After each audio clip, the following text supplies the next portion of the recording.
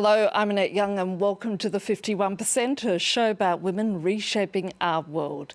And in a special edition on the dangers artificial intelligence poses to women, we're focusing on how AI has been automatically set up to reinforce gender discrimination along with the rise of deep fakes.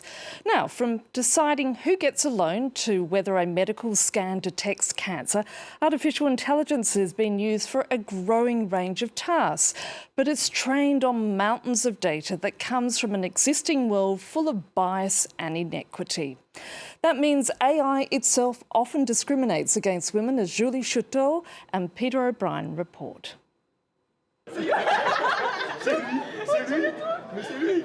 Students at this coding school in Paris are checking ChatGPT's privilege. Test 1, generate a picture of a boardroom. It's dominated by men, but that's the same in real life, after all. Test 2, generate a picture of a smart person. Out of 4 tries, there's one thing that comes out: a white man, well-groomed. Let's do a 5th test and see what happens. Unlucky, it's a man again. Artificial intelligence tools like ChatGPT are trained on reams of data scraped from the internet, a place not exactly known for being free of prejudice. So whatever the machine spits out is bound to show some bias. These examples may seem harmless, but with AI entering every sector of business and public life, the consequences can be much worse. In healthcare, if there haven't been many cases of a disease in women, AI diagnostics might not recognize the illness in a woman, which could lead to false or late diagnosis or even death. So what can be done? One solution could be to use better training data. There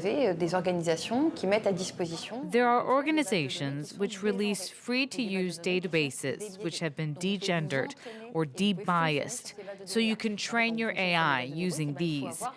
But there has to be analysis behind it to understand why the data might be gendered, before applying filters and calculations to counter it. The amount of data used to train the biggest models is gargantuan, often too big to be vetted by humans, meaning AIs are now being used to reduce bias in other AIs. Whether this will be enough to satisfy regulators is another question. The European Union has just passed the AI Act, which threatens heavy penalties if firms don't guard against discrimination in their AI systems. Next, a France 24 investigation into pornographic deepfakes. This is when a person's face, famous or not, is used to make fake pornographic videos. The most famous victim recently being American superstar Taylor Swift. With the emergence of AI, they're easier than ever to make. And victims, mainly women, currently have very limited legal recourse to find, yet alone punish the perpetrators. This report by Joanna Sitteruk, Jonathan Walsh and Charlie James.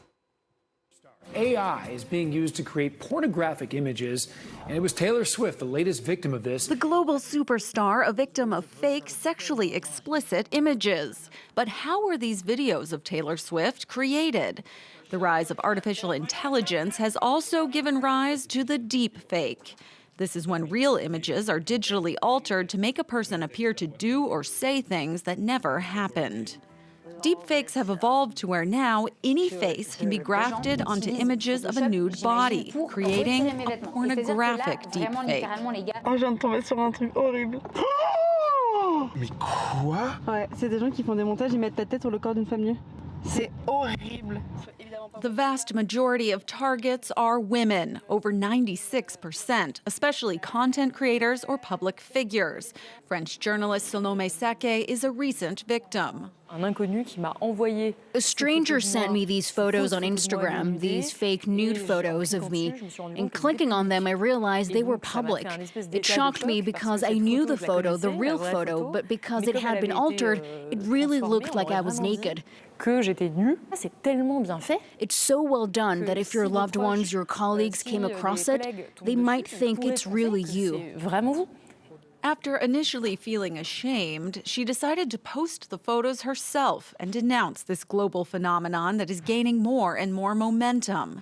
According to a recent study, last year over 21,000 pornographic deepfakes were posted online, a 464% increase compared to 2022. Faced with these numbers, experts emphasize the importance of reporting these crimes to law enforcement. The first thing to do is file a complaint, if possible, with the public prosecutor.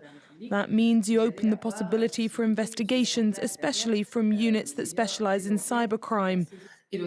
These units will have the ability to investigate, to try to find out who may be behind the different publications. In France, a law is in the process of being passed to directly punish creators of pornographic deepfakes. In the meantime, the French justice system relies on existing laws, including ones covering Photoshop and identity theft. But often the penalties, 1 year in prison and a fine of 15,000 euros, do little to deter the crime. And joining me now from London is Tsitsi Matekaire, a legal specialist from the women's rights organisation Equality Now. Thank you so much for your time. Just how widespread is the problem of deepfakes? This is really a global problem. We see it manifesting in almost every country in the world, from India to South Africa, the UK, Australia, and the US. We've seen so many cases of deepfake image-based sexual abuse. And there are three main reasons why this happens. It's very easy to make a deepfake image-based abuse material. It takes about 25 minutes to create a sexual deepfake. It's also very easy to share the material online. We see that there are so many websites that are readily available to share this material. And of course, the last reason is that there's a wide pool of an audience that is willing to see this material. And how difficult is it to identify the perpetrators, Tsitsi? It's very difficult because perpetrators are hiding behind the veil of online anonymity. And what we've seen as well is that the perpetrator and the victim don't necessarily have to be in the same country. A perpetrator could be in the UK, the victim could be in the US, and that just makes it even harder to detect offenders. Deepfake technology has advanced rapidly, yet legislation at the best of times is always playing catch-up when it comes to the online world. So what should governments be doing immediately to address this problem? Yes, that's very true, that our laws are lagging behind generally across many jurisdictions. And I think our governments need to take urgent action to put in place the right laws that protect women, and also to make sure that the laws that they put in place take into account that we have evolving technologies. But at the same time, it's not enough for a single government to just make sure that its laws are right. We need to be looking at this from a global perspective because it's a global problem. So what we also want to see is governments putting in place mechanisms that allow for international cooperation, and that way it will be easy to detect where the victims are located as well as where the perpetrators are located. But beyond this, I think a very key issue that governments need to be looking at is the whole regulation of AI and the regulation of technology companies, because it is really, with their technology and on their platforms that we see these violations taking place. So are there any countries who are indeed leading the way on this front? We see, for instance, Australia has some quite strong laws around deepfakes. We see as well within the UK, where the UK government has just adopted the UK Online Safety Act. But I think the proof is in seeing the extent to which these laws are properly implemented. Of course, laws don't operate in a vacuum. We need institutions that are able to properly implement these laws. And sometimes survivors and victims find it very difficult to seek the support that they need from law enforcement, for instance. So there's that need for training and building the capacity of law enforcement to be able to properly implement these laws once they are put in place. Tsitsi Matekaire, it's been great speaking to you. Thank you so much.